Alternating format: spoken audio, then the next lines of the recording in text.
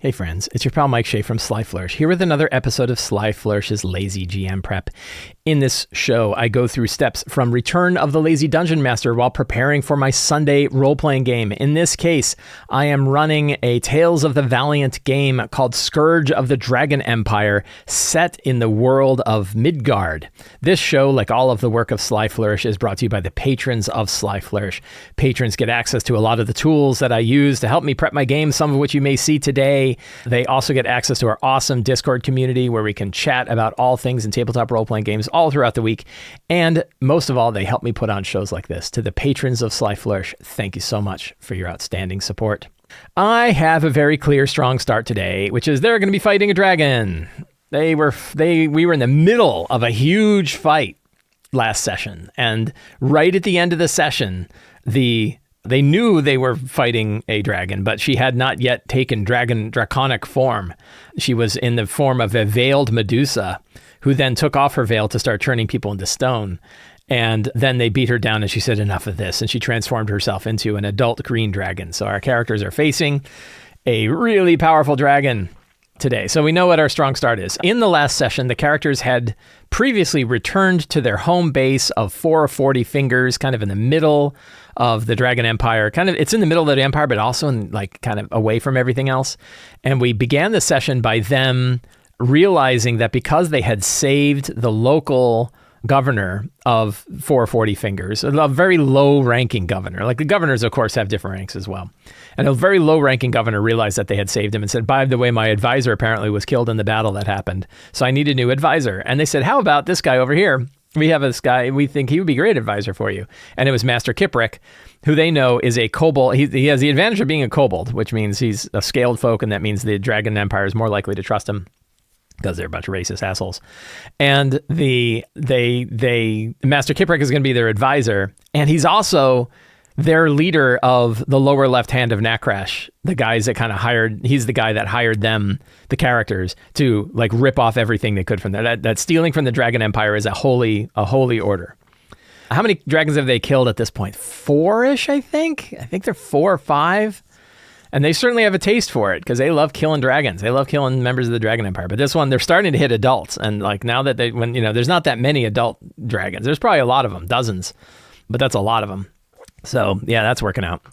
So they realize that, okay, they now have set things up in 440 Fingers. So they basically own 440 Fingers. I kind of leaded them a little bit, but they got there on their own too, realizing it on their own that they were like, wait a minute. So we now have a guy, an Ormonley governor, who's he's an idiot. All he likes to do is eat dates that are stuffed with roaches. And he, doesn't really know what's going on, but he has an advisor, but the advisor is our guy.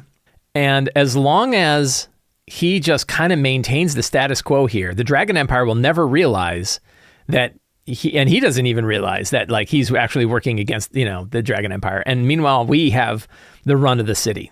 We have the run of this town, this trading post.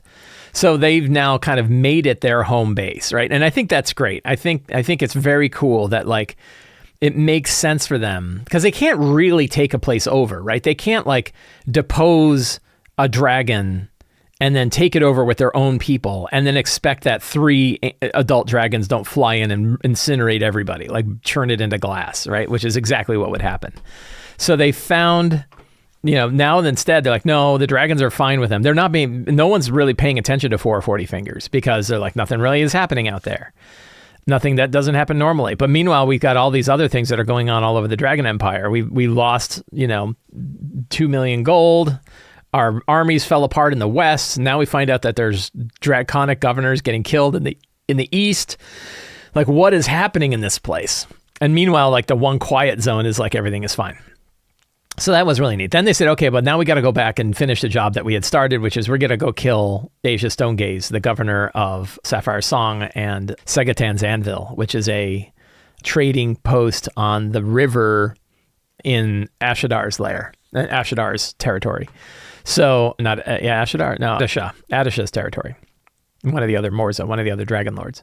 So they teleported. They were like, okay, we got to get ready. We don't know where Eustasia is. I bet you Eustasia's upstairs. Why don't we teleport to the bridge? We know there's a big bridge. We'll teleport to the bridge and then we'll run upstairs and try to get her. So they teleported to the bridge and realized, oh my God, she's right here. And she was like sitting on the throne. There was a bunch of people turned to stone because she's been interrogating people to try to figure out who killed her son. And then they show up and there was a great big battle. And they had to fight Eustasia Stonegaze in her Medusa form, a spell scale vassal, which is like a really powerful draconic knight, and then 3 veterans and 3 scouts. They killed the scouts. I actually had them telefrag one of the scouts. I said, I think it would be funny if somebody made a saving throw, and if they fail, they teleport into another person and then that person blows up and then they take a bunch of damage and so it was a little kind of like an improv thing. I don't know if the player was super happy about it, but they were like, like because they're covered in the gore of somebody else. I was like, that's kind of a fun idea, that like if you teleport into a crowded place and maybe you have to make a saving throw or else you telefrag into somebody else, like Doom, like Quake. So they got in a big fight. They fought everybody. They killed the thing. They got beat up a bit. And then Eustasia Stonegaze said, okay, enough of this, and turned into a green dragon. And that's the start of today's session, is them fighting a adult green dragon, half basilisk adult green dragon. So we will get our notes going today.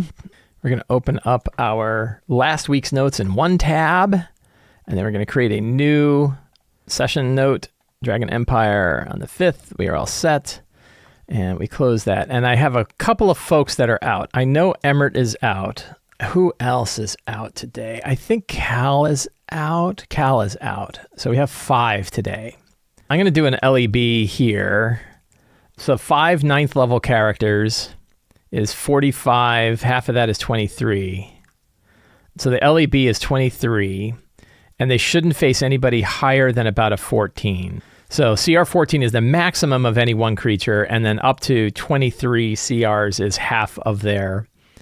If we add all the character levels together and divide it by 2, it's about 23. I'm rounding up because they're a little tougher. If we look at the monster vault, let's poke over here, and we're going to look at the adult green and just see how things are. Green dragon, bang. Oh, that didn't work. Try again. Lair action. We haven't done lair actions. We should probably do some lair. On initiative 20, the dragon can take lair actions to cause one or more. Alchemical spray of toxic slime erupts from the ground and drips to the ceiling at the point the dragon can see. Each creature within the 10 feet of the point must make a DC 15 con or take 7. As are really low. The poison for 1 minute. While poisoned, a creature that is resistant to poison damage isn't resistant to poison damage. A poison creature that can repeat the saving throw. So it gets rid of resistance. That's interesting. Disorienting gas. Sickly sweet odorless gas. Up to 3 creatures the dragon can see within 120 feet. DC 15 con or be disoriented. When disoriented, it moves in a random direction. That's interesting. Thorny plants. Thorny vines grow in a 20-foot radius in the ground. The area is difficult terrain, and when a creature moves into or within, it takes 5 piercing damage for every 5 feet it travels. The vines last for 1 minute, so it can do a spike growth. That's kind of interesting. I don't think it's too effed up to drop lair actions in the middle of this, because it's 5 on 1. So I think like the idea that it has this other one, I might up this damage. That damage is really low. I might double that damage. So the adult green is CR 15, which I think is exactly at the challenge rating that's appropriate. It has 255 hit points. We may up that. We'll see, because they do a ton of damage. They do so much damage. It uses Frightful Presence, and the Frightful Presence is kind of the same. We can use these DCs. Because I used its DC 18 con for its breath weapon. Is also it's also the petrification area. We'll come to petrification. Hallucinogenic gas. After the green dragon exhales its poison breath, wisps of poisonous gas laced into the alchemical taint that permeates from the dragon's body. While the poison's breath is unavailable, each creature that starts its turn within 20 feet must make a DC 18 Wisdom save or be terrified, as the gas causes the creature to experience frightful hallucinations. I think we'll probably ignore this, because they're already going to be, when in the same sort of thing, it's going to be 30 feet, DC 18 con, or they start turning to stone. So I don't think we need both.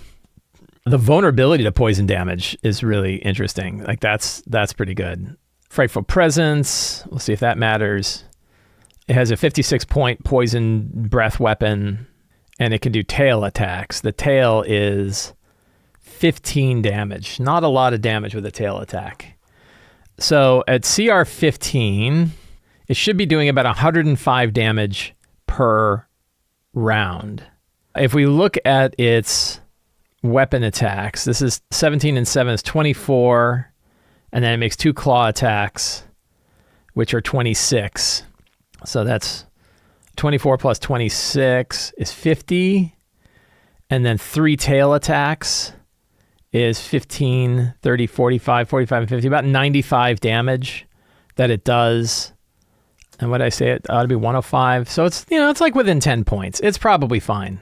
And then when you include the breath weapon, and if you include this elemental roar, whoa, that's bad. And then on top of that, it's turning people to stone. So I think this is probably very fair. So the battle with, we will put this in our Doomgaze or Stonegaze. I think it's Stonegaze. And the page number for the dragon is 136. I like to put my page numbers in there. I don't think we're going to have any other monsters. I think that she will have 4 blessings of the Morza.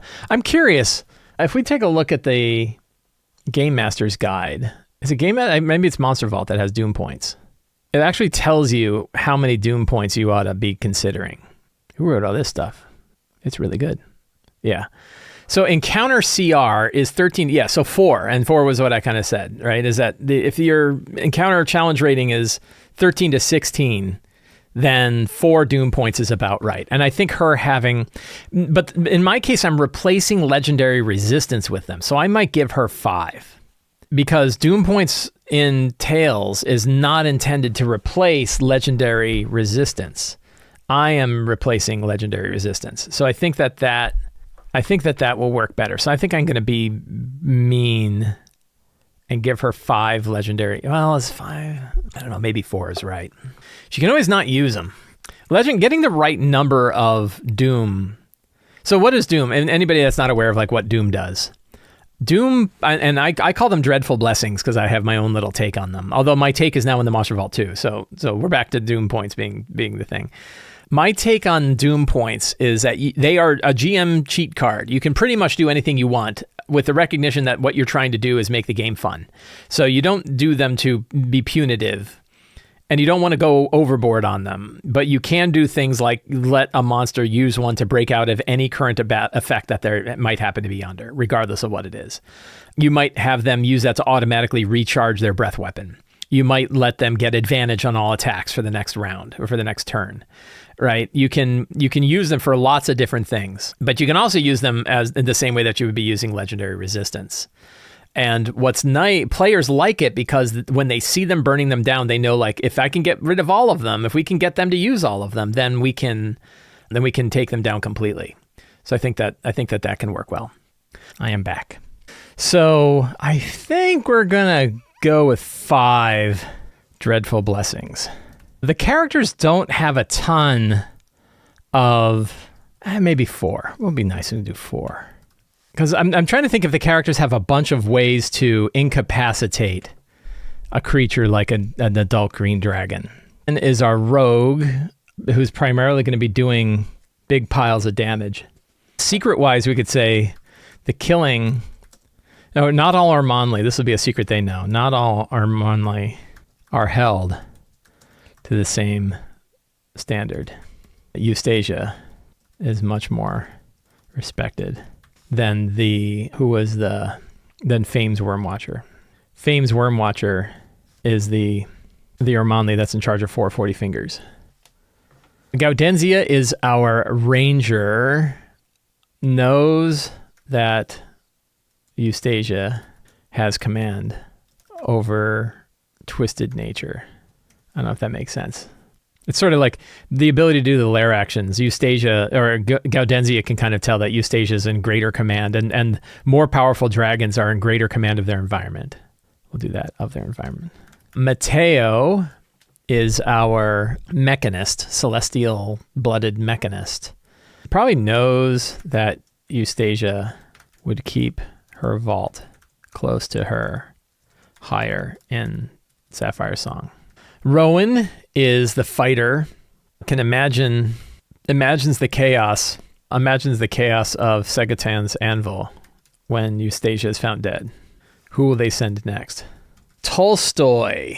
I'm probably going to plant the seed that the Children of Mott would be powerful allies, otherwise they may being powerful enemies if converted by the blood mages. What are they called? The blood mages of Kanash. So I got some secrets connected to the characters that I think can draw them in. I've got a strong start of the battle with the Eustasia Stonegaze, and that'll probably take an hour. I think the battle will probably take an hour on its own. Then they will level to 10th level. What did people get? Then they might, I don't know if they're going to do this, hunt for Eustasia's treasure vault. Then return to 40 Fingers. Is there anything new going on there? So the next quest, there are 3 possible quests that I had dropped in, and I failed to get a consensus on what they were going to do next.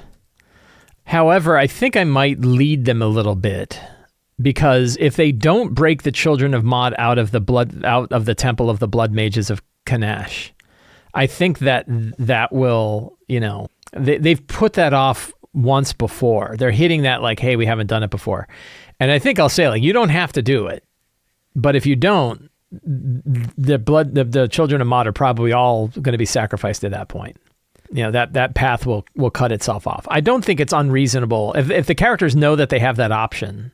This is one of those where, like, you don't want to just keep saying, like, oh no, the Children of Mod are just taking forever with their ceremony, right? To convert the Children of Mod. The Blood Mages are taking forever to use their ceremony to convert the Children of Mod into the Blood Ogres, or whatever we're calling them.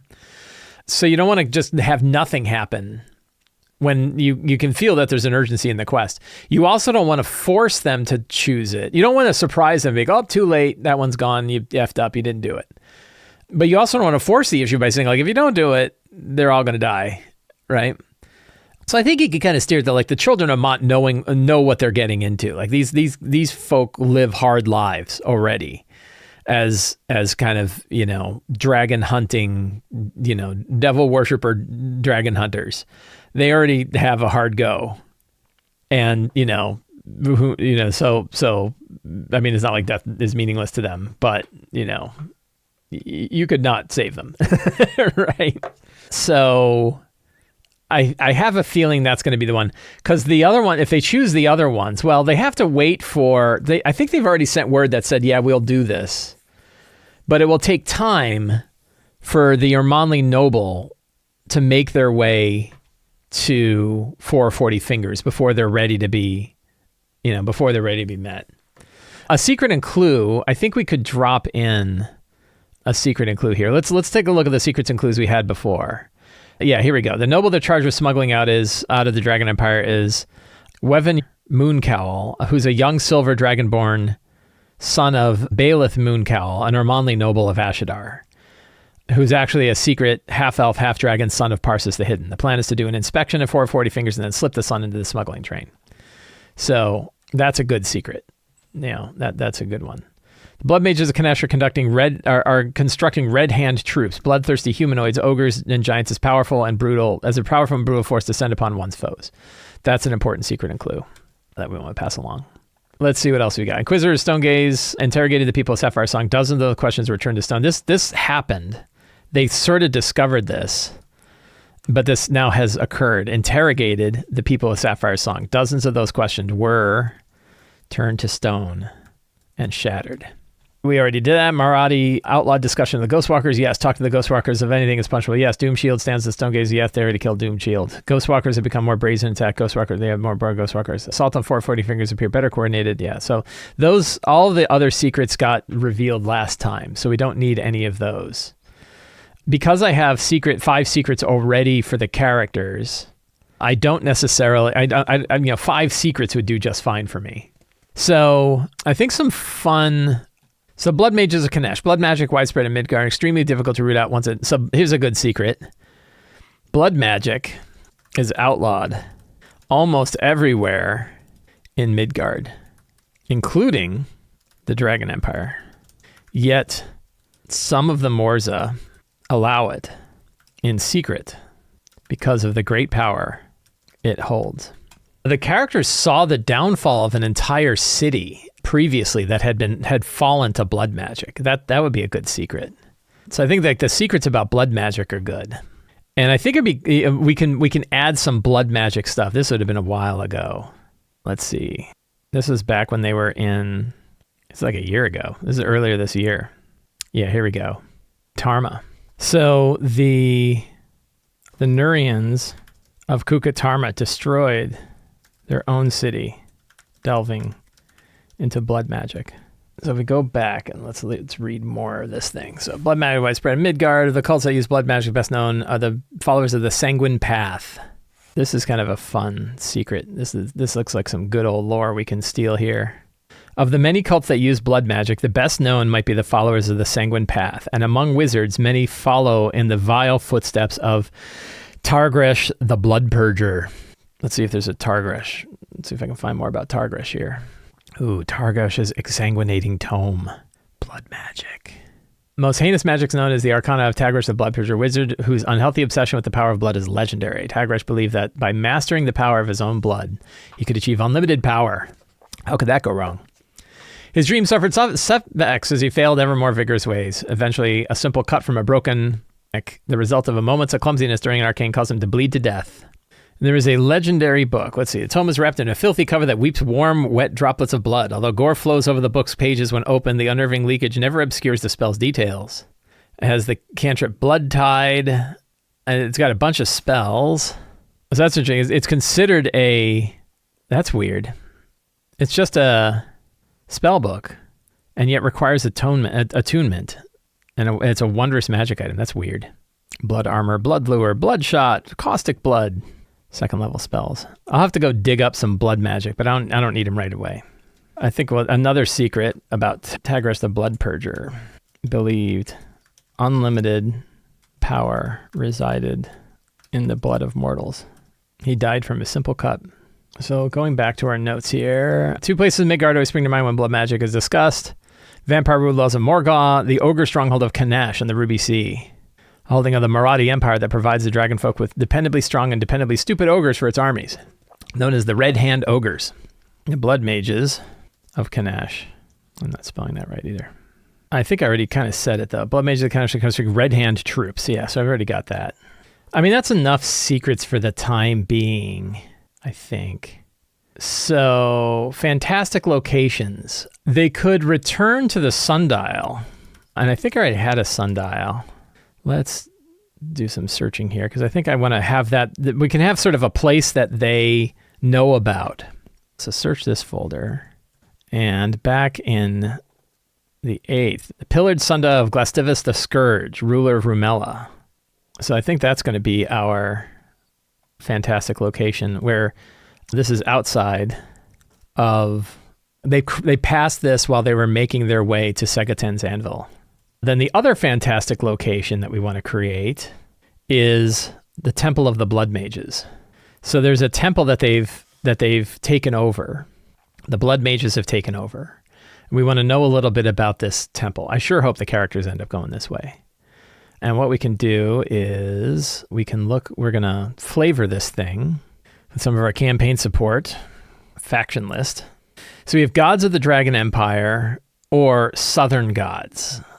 So we will roll on one of those 2 faction lists. Let's bring up my rolly tool in the 5e artisanal database. We have a dice roller in the artisanal database, and we're going to roll a 1 or a 2, 2-sided. It is a 2, so it is going to be a Southern God. Temple will do a Southern God. And then this, I think, is a D20 list. Yeah, so we roll a 20, and we got a 4. 4 is Aten, a sun god, jealous lord of light and good, master of law, father of Kors, lord of the horizon, slayer of Ptah, or Osiris and Isis, and patron of dwarves. So this is a former temple of Aten, described in the Southlands book, page 233. Is Aten also described in the main book? Let's see, Pantheon, Southern Gods. Let's see if Aten is in here. Yeah, there's Aten. So Aten is on page 376. Once a lawful good symbol. Let's see. Symbol is I don't know what those things are. Like a mace and a spear crossed over a sun. Now I need a map. Also on the artisanal database, we have a link to the Dyson Commercial Map Gallery. And I can find myself a map to use. And I'm looking for a temple. Find a cool looking temple map. Something with, good amount of stuff. So I use this guy all the time. That White Crag Fortress, I've used that. In fact, it's in City of Arches. The design of that map I used in City of Arches. We redid it. A good old meaty temple. This would be a temple, but it's not very big. I've used this one before too. But I think that's a smaller place, and I don't know how small we want to make that. I don't know how, how many sessions do we want the Blood Mages thing to go is a question. But that's not a bad, I'm keeping one to the side there. Bastion of the Prince of Clubs is actually what I'm using currently. That's the Sapphire Song. This one's kind of interesting. I don't know what's going on with that big hex in there. That's kind of cool. Throw that one on the side and see. You can get like 3 or 4 ideas here. I used this one. This one's not bad. I actually used it for a whole different thing, but it's not bad for a Temple of A10. I like that one. I've used it before too. It's funny. I mean, Dyson's got hundreds of maps in here. We have like 600 maps, but I've actually started to use the same maps more than once. I don't know if I've hit all 600 maps, but I guess there are some that kind of work better than others. This is, if I wanted a bigger, juicier one, that one can work. I don't think I've ever used that one before. This one's kind of interesting. It's pretty big. Okay, so I've got enough now. So I could use this guy, which is pretty small. I don't think I'm going to do that one. This one is interesting. It's got kind of an interesting design to it.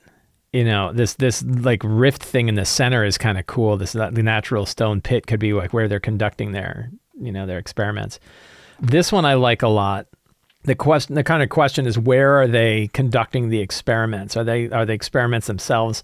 Are they like the laboratories of the blood mages happening below, in this area?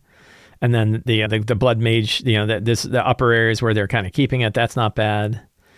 This one, there are a couple. Is there multiple entrances to this one? I only see the one entrance. I could add an entrance, of course, but I don't think I'll use that one. So I'm going to kill that one. This one has a really interesting design to it. I like this one. This one's kind of neat, right? I love like all these pillars in the front. Those are really cool. And that's where like the blood mage, that's where like the night, as they're constructing the red, the what do they call them? The red hand. That could be where the red hand goes. So I think we're going to take this guy. Save that. The pillars entrance, it's called. And we will print that sucker. And we will save that to my maps directory here. Obsidian Vault, campaigns, Dragon Empire, maps. And then I'm going to rename it. I like to keep the original name just in case I never need to go back to the original map. And we're going to call this Temple of the Blood Mages. And we stick that in there. Cool. I don't expect we're going to spend a lot of time there this session.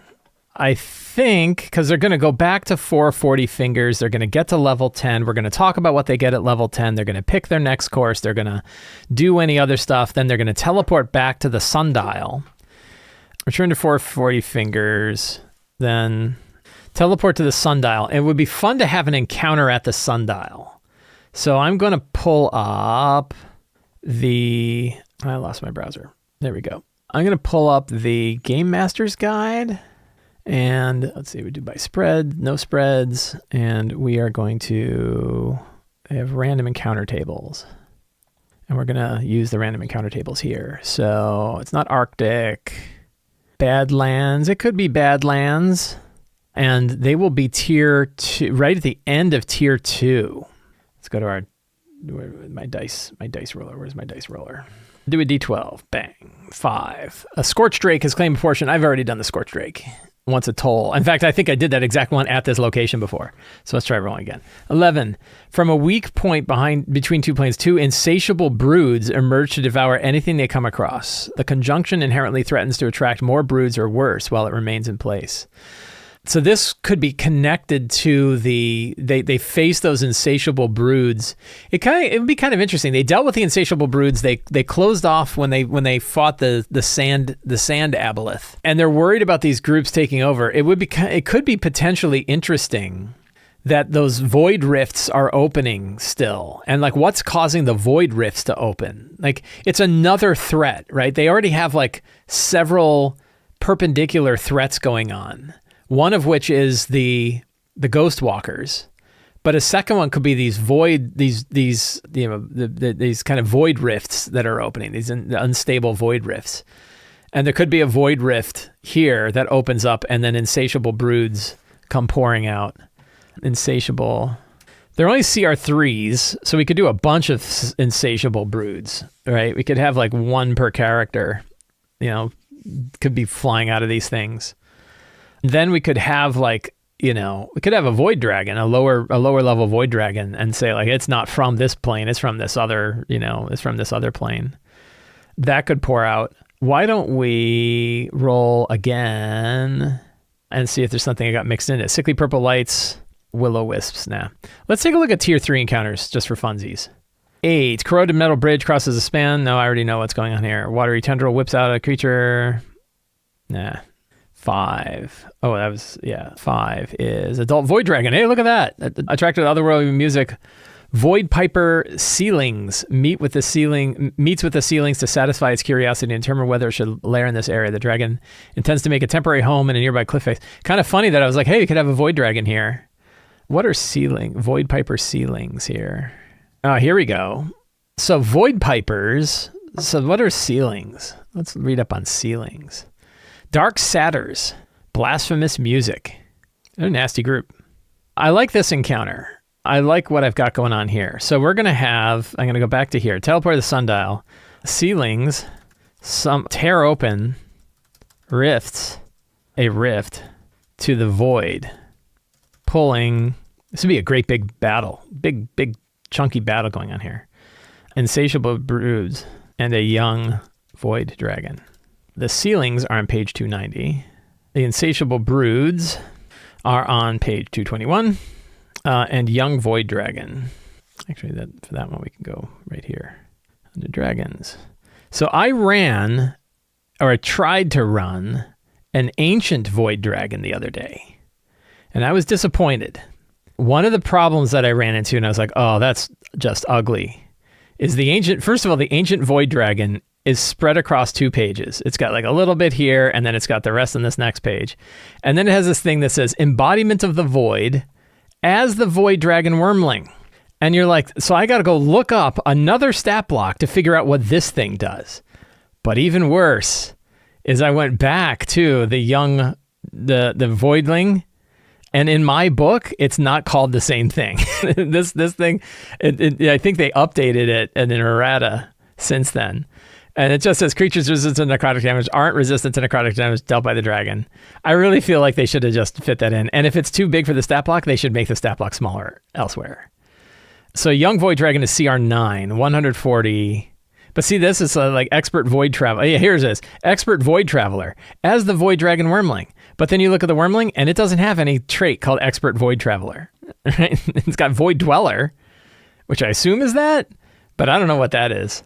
So like it literally is referencing, not only does it make you reference a feature from another stat block, which is, that's not great. It also doesn't exist. And you're like, oh, why? Like, what is that supposed to mean? And this is why I'm like, you know what? Forget it. I'm doing it on my own. I'll just use Forge of Foes and whip up my own dragon. So I could drop a CR16 on them because they're 10th level. And that would be pretty tough. It's only 226 hit points. It's not crazy high. The difference is it has legendary resistances and legendary actions and stuff like that, and this guy doesn't.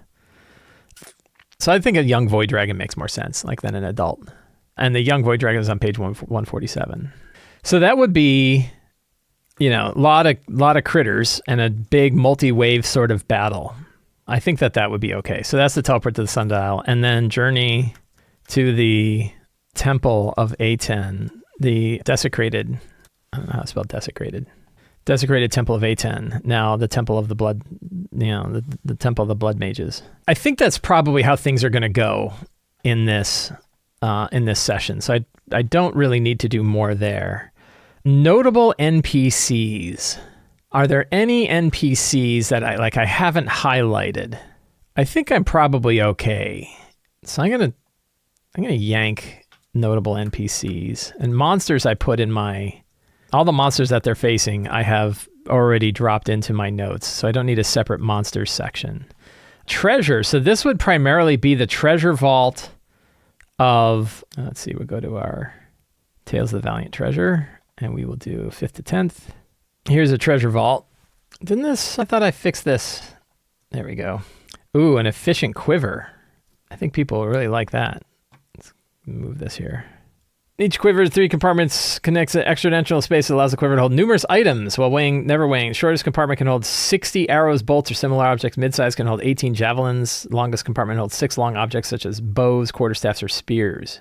That's pretty fun. I think that the efficient quiver, I think, will be a fun item for them to pick up. We will do Potion of Superior Healing, and we'll do 2 of those. People love their potions. A spell scroll of Moonbeam isn't really particularly useful. We'll kill that. Ring of Jumping sounds dumb. We'll get rid of that. Astral Shadowy Jar of Pickled Monstrosity Parts. I love that. That's fun. But let's look at some other potential magic items. A Staff of the Python. A Potion of Frost Giant Strength. That's pretty good. I don't know if they have a Wand of Magic Detection already. Mace of Terror sounds like a pain in the ass. I'm never giving a +1 shield out. Oil of Slipperiness is fun. +1 Ancient Gnomish Dagger. This one could be interesting. An Ancient Gnomish Dagger, +1, but what spell could we add on to it? So we can have it do darkness, but the person who uses it can still see. And we could have it be like, because it could be like the dagger of the Night Stalker's dagger. Darkness once per day and does an extra 5d8 damage once per day. Necrotic damage. All right, so one time on one hit, you can cause it to do an extra. We're gonna make it 4d8 because you're gonna save it for a crit, and then it does an extra 8d8 damage. That's not bad. And they're getting like right a tier. I think making this a +2 dagger is not such a bad. Not so. Night Stalker's +2 Ancient Gnomish Dagger. It can cast darkness once a day that the wielder can see through, and does an extra 4d8 necrotic damage once per day. It's a really good rogue dagger. I think that'd be fun. I think they'll like that. So that feels like a good piece of treasure.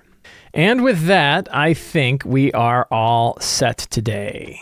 I am going to print my notes, export to PDF. This one, I'm pretty sure I can do maximum. Oh, look at that. It almost perfectly fits. It actually fits exactly. Print my notes. Boop. Here's that list of treasure that I was going to be out. So I think that all works out. Friends, I want to thank everybody for hanging out with me today while I prepped for my game. If you enjoyed this show and you want to see more stuff like this, the best way to stay in touch with all of the work that I do is to subscribe to the Sly Flourish newsletter. It is totally free to sign up. You'll find a link down in the show notes. You get a free adventure generator for signing up, and every Tuesday you get an RPG-related email with links to all of the other work that I do. You can also become a patron of Sly Flourish. Patrons get access to things like the 5e artisanal database, which you see down in the lower right corner. I use it for my game prep. Lots of people use it for the game prep. Totally downloadable. You can download it. You can run it locally on your own machine. You can keep your own copy. Fantastic system that's got all kinds of like rule sets and random generators and reference sites and monsters and everything else. It's packed with stuff. It's really, really good. And when you support the Patreon, you are supporting me and the work that I do. So patrons, thank you so much. And you can pick up any of my books, including Return of the Lazy Dungeon Master, the Lazy DM's Workbook, Lazy DM's Companion, Forge of Foes, City of Arches, and more at the Sly Flourish bookstore. Links for all those in the show notes. Thank you so much. Have a great day and get out there and play an RPG.